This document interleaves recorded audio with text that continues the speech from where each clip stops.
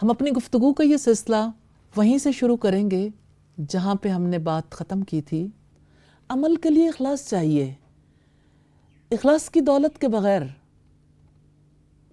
کبھی انسان مستقل مزاجی سے اللہ کے راستے پہ گامزن نہیں ہو سکتا۔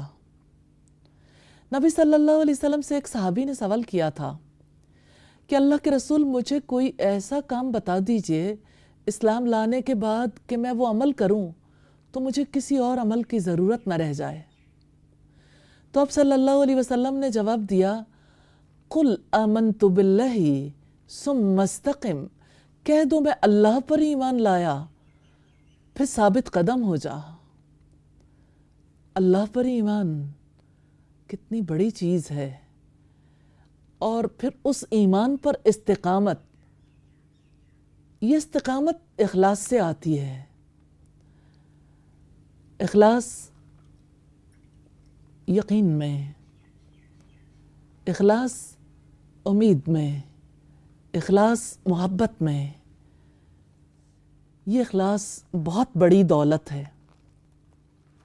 اور حافظ ابن قیم کہتے ہیں، مدارج السالکین کی روایت ہے کہ اخلاص یہ ہے کہ انسان اپنے عمل پر اللہ تعالیٰ کے سوا کسی کو نگران نہ سمجھے اور نہ اس کے سوا کسی اور کے لیے جائز سمجھے۔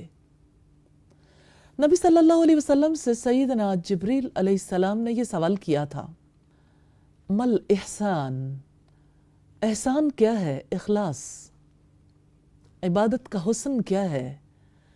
تو آپ صلی اللہ علیہ وسلم نے جواب دیا، ان تعبد اللہ کأنک تراہ، تم اللہ تعالیٰ کی عبادت ایسے کرو گویا کہ تم اسے دیکھتے ہو۔ فَإِن لَمْ تَكُنْ تَرَاهُ فَإِنَّهُ يَرَاكَ، پھر اگر تم اسے نہیں دیکھتے وہ تو تمہیں دیکھتا ہے۔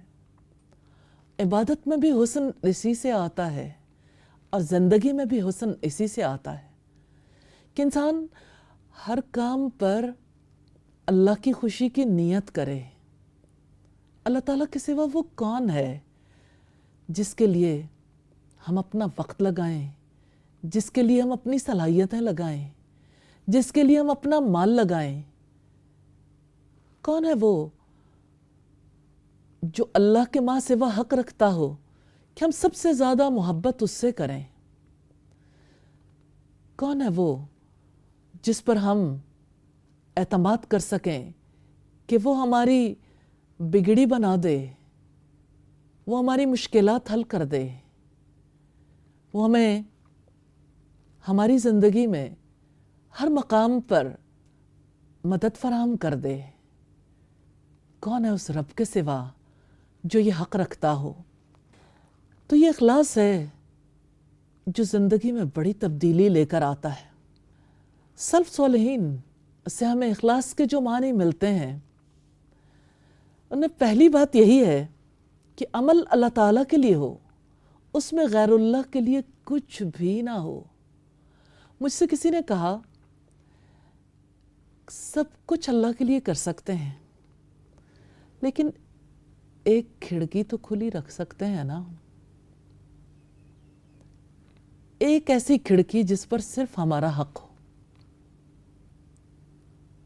ہاں، ایک کھڑکی کھلی رہ گئی تو طوفان آ سکتے ہیں۔ اس ایک کھڑکی سے وہ کچھ حیات میں آ جائے گا کہ آپ کی زندگی پوری کی پوری ناخالص ہو جائے گی۔ اخلاص چاہیے تو ہر کھڑکی، ہر روزن، ہر دروازہ بند کرنا ہوگا، ایک دروازہ کھلا رکھنا ہے، وہ جو رب کی طرف کھلتا ہے، اور پھر باقی تمام چیزوں سے وہ بے نیاز کر دیتا ہے۔ دوسری چیز جو عمل کے اخلاص کے لیے ضروری ہے، کسی مخلوق کے دیکھنے سے عمل پر کوئی اثر نہ پڑے۔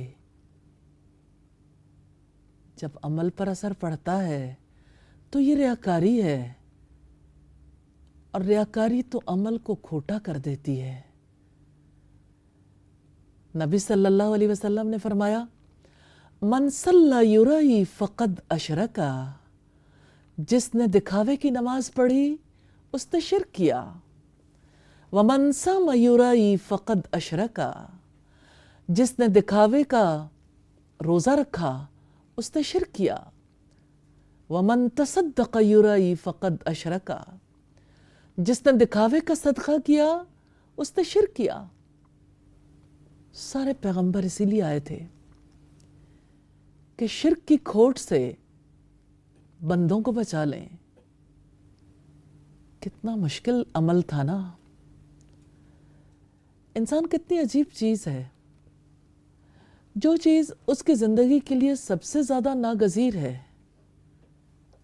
جو اسے سب سے زیادہ فائدہ دے سکتی ہے، اسی کا فائدہ اسے نہیں دکھتا۔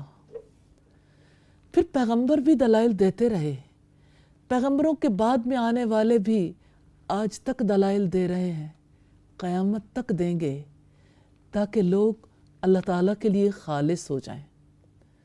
اور اللہ کے لیے اخلاص یہی تو توحید ہے، الحمدللہ۔ تیسری چیز جو اخلاص کے حوالے سے ضروری ہے، حافظ ابن قیم نے جس کی طرف خصوصی طور پر توجہ دلائی ہے، وہ یہ کہ عمل کو ہر چیز سے پاک صاف کر لیا جائے۔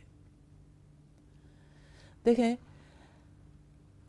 آپ کے کپڑے میلے ہو جاتے ہیں، آپ کپڑوں کو میل کچیل سے صاف کر لیتے ہیں، اس کے لیے پاؤڈر یوز کریں، سوپ یوز کریں، آنے والے کل میں کوئی اور طریقہ کار اختیار کر سکتے ہیں۔ آپ کے برتن میلے ہوتے ہیں، آپ کا گھر میلا ہو جاتا ہے، ہر وہ چیز جو انسان استعمال کرتا ہے، ارد گرد کے حالات اس پر اثر ڈالتے ہیں، میل تو آ جاتی ہے۔ لیکن اللہ کے تعلق میں اگر میل آ جائے، یہ کھوٹ ہے، اور کھوٹے کو جنت میں تو جگہ نہیں ملے گی۔ کھوٹا نہیں بننا۔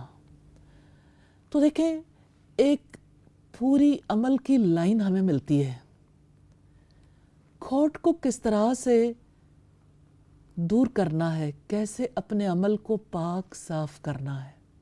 اس بات کو آگے جاری رکھتے ہیں، لیکن تھوڑی سی بریک کے بعد۔